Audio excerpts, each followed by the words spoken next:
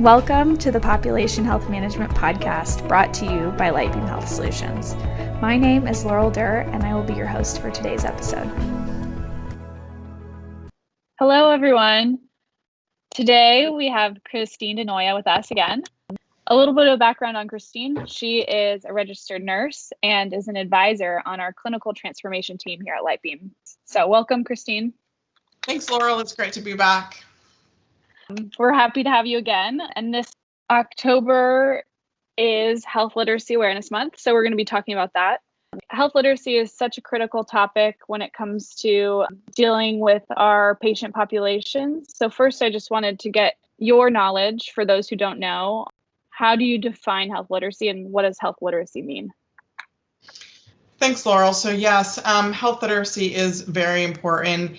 And it refers to basically how well a person can find and understand the health information and services that they need. It's also about using the information and services to make good health decisions. And the CDC defines it as the degree to which an individual has the capacity to obtain, communicate, process, and understand basic health information and services to make appropriate health decisions. So it goes along with understanding their conditions, their medications, anything that goes along with it, their self-management, and the decisions that go along with it. And then also the government organization Healthy People 2030 expanded the definition recently and include it to include also organizational health literacy instead of just personal. So that means to the degree which organizations equitably enable individuals to find, understand, and use the information and services to inform their health-related decisions and actions for themselves and others. So this is the ability of organizations assisting patients in finding the right medical information pertaining to their particular condition or their needs.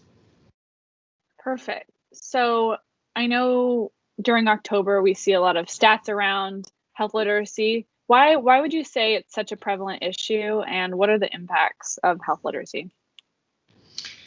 Yeah, research has shown that 9 out of 10 adults struggle to understand and use health information when it's unfamiliar, complex, or jargon-filled.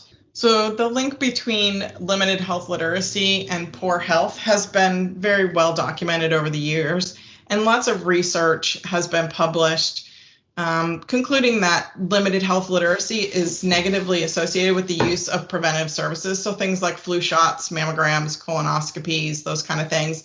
Management of chronic conditions as well. So things like high blood pressure, chronic obstructive pulmonary disease, asthma, those kind of conditions, and self-reported health.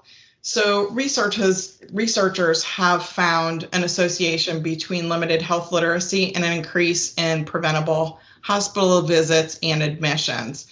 And then additional studies have been linked to limited health literacy to misunderstanding instructions about prescription medications, medication errors, or poor comprehension of nutrition labels and mortality as well. Also, limited health literacy has additional psychological costs. And those patients that have limited health literacy skills report feeling shame about their skill level, and they may hide their struggles from us when we're working with them if they can't potentially read or have good vocabulary or potentially a language barrier. So it's very important for the healthcare providers and other healthcare professionals for us to be aware of those items and be particularly adept at assessing the needs of our patients. Because of the complexity of health literacy, there are no reliable and valid studies on its full impact for costs of healthcare services, so we can't put an exact number on it, but some of the research shows that it's estimated to cost the nation's economy between approximately $100 billion annually. And that's probably $100 billion annually is probably on the low side. So it's a critical factor in identifying health literacy or assessing the health literacy of your population, and also to take into account some of the health disparities. what are some things that you would say we could do as a society and as healthcare providers to help expand health literacy?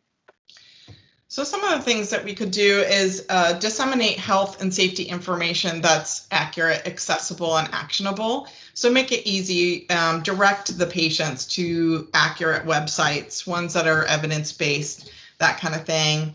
Also, we can promote changes in health care delivery system that improves information, communication, informed decision-making, and access to the health services. So really paying attention to some social needs that the patients have and directing them to the appropriate resources.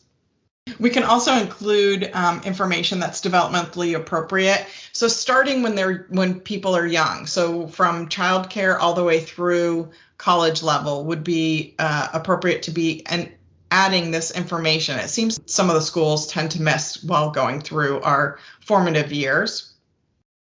Also, we can provide additional education for English language instruction and being culturally and linguistically aware of what the needs are of our patient population and services in the community. Some examples of how we can promote healthy literacy, it would be sometimes you hear that like large hospital organizations will host health literacy educational workshops for their employees or the general public, as well as some large specialists. One example is close to me. I have a large orthopedic provider, and they once a month will do a topic on some sort of orthopedic injury or condition, and it's open to the public. Also, senior centers can often run prescription safety sessions or condition educational series.